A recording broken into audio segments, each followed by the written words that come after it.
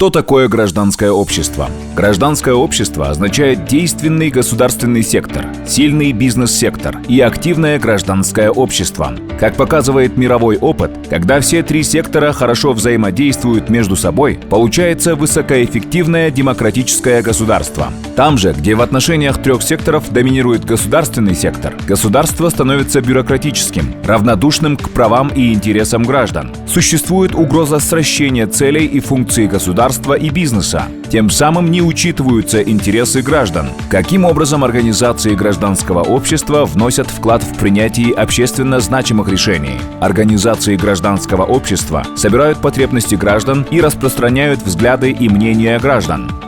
Если обратиться к Кодексу рекомендуемой практики гражданского участия Совета Европы, выделяют следующие уровни гражданского участия от наименьшей до наибольшей вовлеченности. Гражданское общество принимает участие в принятии общественно значимых решений путем информирования, участия на консультациях, построения диалога и партнерства с государством и бизнес-сообществом. Организации гражданского общества могут участвовать на любом уровне гражданского участия. Данный видеоролик предназначен для организаций гражданского общества, которые заинтересованы в эффективном продвижении гражданских инициатив. Процесс гражданского участия можно представить в виде цикла. И давайте сейчас рассмотрим каждый этап данного цикла. Первый этап – это определение повестки темы, проблемы. На этом этапе организации гражданского общества участвуют в определении повестки темы через выявление проблем, предложение проектов решений и обеспечение наличия фактов и доказательной базы в поддержку обозначаемых проблем и предложений. Следующий этап – это поиск пути решения выявленных проблем. В ходе этого этапа организации гражданского общества разрабатывают законодательные предложения для того, чтобы государственные органы могли учитывать разные взгляды и мнения граждан до принятия решений. Третий этап – это продвижение предложений и общественно значимых решений. На данном этапе организации гражданского общества активно продвигают свои законодательные предложения через проведение различных advocacy мероприятий. Заключительный этап – это этап мониторинга и оценки. На этом этапе организации гражданского общества осуществляют мониторинг и оценку результатов продвижения гражданских инициатив. Организации гражданского общества могут принимать участие на любом из этих этапов процесса принятия общественно важных решений для того, чтобы донести мнение граждан до государства. Теперь рассмотрим пример гражданского участия.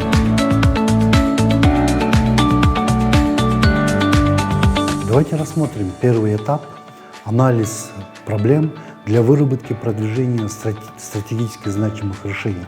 И при анализе проблем очень всегда ограничены ресурсы в отношении финансов, трудовых и временных.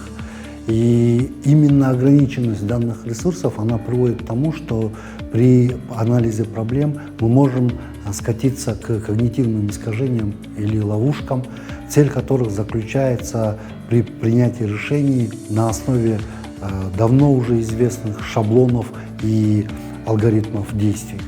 Что такое когнитивные искажения ловушки? Да? Одним из таких когнитивных искажений ловушек называется ошибка выжившего. И данный феномен она представляет собой принятие решения на основе тех статистических данных, которые лежат на поверхности, без учета тех данных, которые скрыты. Данный феномен ошибки выжившего давайте рассмотрим путем примеров. И таким классическим примером является работа венгерского математика Абрахама Вальта, который работал во время Второй мировой войны на американское командование. Американское командование во время Второй мировой войны озаботилось тем, что стало терять очень много бомбардировщиков и поставило задачу бронировать данные бомбардировщики. Полностью бронировать бомбардировщики невозможно, потому что самолет в таком случае становился очень тяжелым. И конструкторы данных бомбардировщиков, они стали предлагать бронировать именно те участки самолетов, которые возвратились с фронта, куда попали наибольшее количество пуль и осколков. А Абрахам Вальт в этом случае, наоборот, он предложил противоположное мнение, что нужно бронировать именно те места самолетов, куда вообще пули не попали, либо попали в очень малом количестве. И он аргументировал свои позиции с тем, что раз эти самолеты возвратились с такими попаданиями, на которые указывали конструкторы, да, то значит эти самолеты, они могут возвратиться. И не возвратились именно те самолеты, которые пули попали в наиболее уязвимые места. В последующем было принято решение по предложению Абрахама Вальта и стали бронировать именно те места самолетов, куда пули попадало мало или вообще не попадали. Да? И время показало, что Абрахам Вальт был прав, и по итогам данного решения получилось так, что Абрахам Вальт спас около 30% летчиков. После войны те самолеты, которые упали в болото или в леса, когда их подняли, поняли правдивость слов Абрахама Вальта, так как пули попадали именно в кабину пилота, в мотор и топливную систему, из-за чего самолеты не смогли возвратиться. Таким образом, получается так, что ошибка выжившего, когда принимается решение, как предлагали конструкторы, именно те места, куда попадали больше пуль, то есть она не принималось решение на основе видных данных. А так как не смогли рассмотреть те самолеты, которые не возвратились и на которых следует учитывать по предложению Абрахама Вальта, получилось именно преодоление когнитивных искажений, ловушки ошибка выжившего. Как преодолеть данную ошибку выжившего? В данном случае следует задать себе 5 вопросов при анализе проблем, которые в последующем поможет нам преодолеть когнитивные искажения, ошибку выжившего. Для того, чтобы преодолеть ошибку выжившего, нужно задавать себе всегда вопросы. Всей ли информацией я обладаю? Все ли статистические данные в данном случае учтены? Вижу ли я картину в целом, либо я вижу только ее малую часть? И какие еще данные нужно собрать, чтобы видеть картину в целом?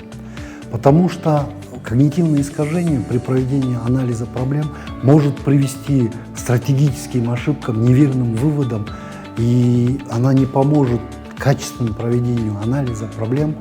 И в связи с этим нужно всегда критически относиться к имеющимся данным и учитывать именно те факторы, которые в данный момент вы не учитываете при анализе проблем.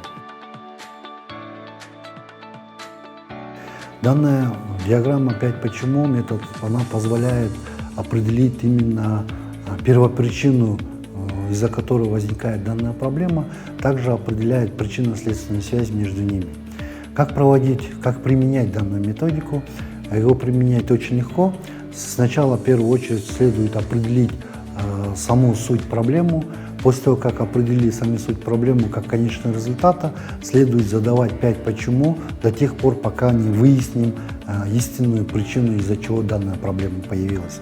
Давайте возьмем такой пример, что в Центральном парке увеличились затраты на ремонт, и нужно выяснить причину, почему увеличиваются данные затраты. И проблема у нас формируема как перерасход бюджета. И задаем первый вопрос «почему?». И на первый вопрос «почему?» ответ такой: увеличились затраты на замену облицовочных камней. Почему увеличились затраты на замену облицовочных камней? Потому что стали обрабатывать химией, которая портила материал. Почему, следующий вопрос, у нас стали обрабатывать химией, да, которая портит материалы? Потому что облицовочный материал стал требовать более тщательного ухода. А почему у нас облицовочный материал стал требовать более тщательного ухода? И ответ у нас получается: увеличилось количество насекомых, которые наносили вред граниту. Почему увеличилось количество насекомых? И тогда у нас ответ, пятый и последний, звучит, что стали подсвечивать памятники ночью, тем самым привлекая насекомых. Таким образом, мы выяснили первопричину, из-за которой возникла данная проблема, которая заключается именно в подсвечивании памятников.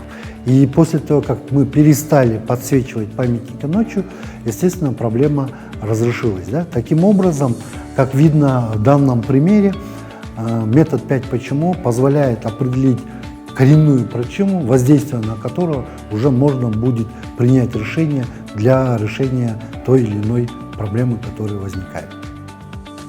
Более полную информацию об инструментах и методах гражданского участия можно получить в практическом руководстве, которое разработано в рамках проекта ПРООН «Интеграция основ инклюзивного, ориентированного на человека и правозащитного подхода в национальные правовые процессы, процессы правосудия и постконституционные процессы», реализуемого Общественным фондом «Фонд развития права и бизнеса». Партнерство государства и гражданского общества – это основа соблюдения прав граждан и повышения качества жизни наших граждан.